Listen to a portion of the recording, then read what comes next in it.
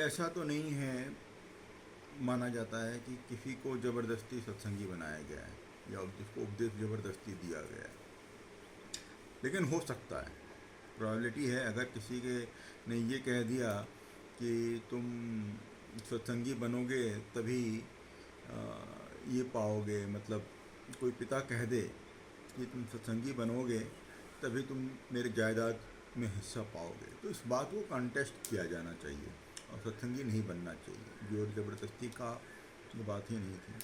और दूसरी बात ये कि अगर किसी ख़ानदान को लगता है कि उन्होंने दयालबाग की स्थापना में बहुत अहम भूमिका निभाई है, तो उनको चाहिए कि उसके बदले में अगर कुछ लेना चाहते हैं तो वो मांग रखे कि हमें इतने पैसे चाहिए या ये सुविधाएं चाहिए। और ये प्रक्रिया और सिस्टम को हमेशा बेलिटल करना तो कहीं से सही नहीं है। देखिए, एक निजी संपत्ति होती है या निजी हक होता है, वो आप अपना हिस्सा किसी को दे दें वो अलग बात है, लेकिन जो एक संस्था का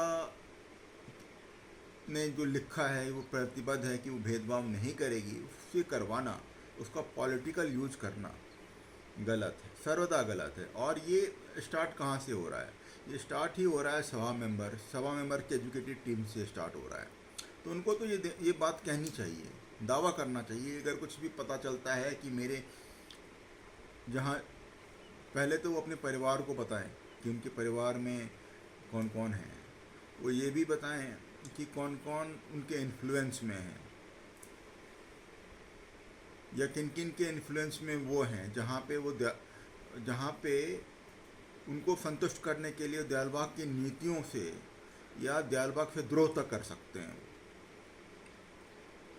तो ये सब कुछ सार्वजनिक होना चाहिए और ऐसे लोगों को ही वहाँ बैठाना चाहिए, पद पोजीशन देना चाहिए, और जो कि दयालबाग के नीतियों के प्रति, उसके विजन के प्रति पूर्णतया समर्पित हों।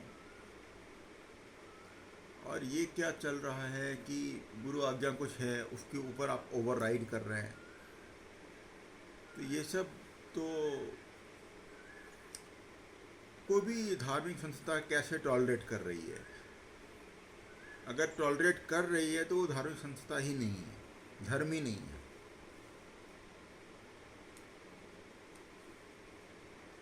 और जितने भी लोग हैं जुड़े हुए इकोसिस्टम, उनको भी ये दावा करना चाहिए कि इन्होंने कभी किसी तंत्र को नुकसान नहीं पहुंचाया है, मी फर्स्ट के हिसाब से कहीं नहीं चला है।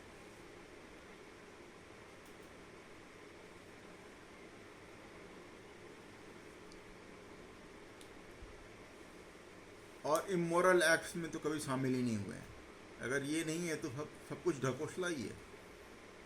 और ये स्टार्टिंग्स जो होने हैं एजुकेटिव जो है सभा के, फिर सभा और जितने पदाधिकारी हैं, पवित्र कुल के लोग हैं, वो सब करें, वरना वर्क इज वर्शिप का कोई मतलब नहीं रह जाता है।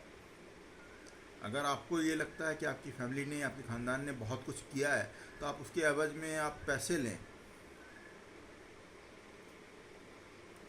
या लिखित सुविधाएं लें कि प्रायोरिटी मिलेगी। ये तिकरमबाजियाँ छोड़ें।